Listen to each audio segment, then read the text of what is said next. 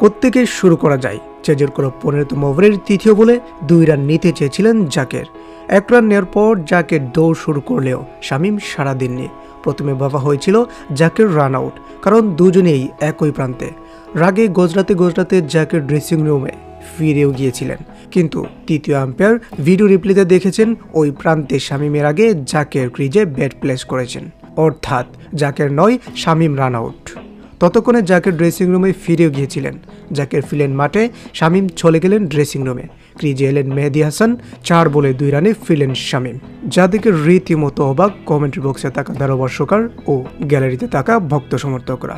রীতিমতো অবাক জাকের আলী অনিকও, কেননা একজন ব্যাটসম্যান যখন মাঠ থেকে বের হয়ে যায় তখন ফেরার সম্ভাবনা প্রায় 99%।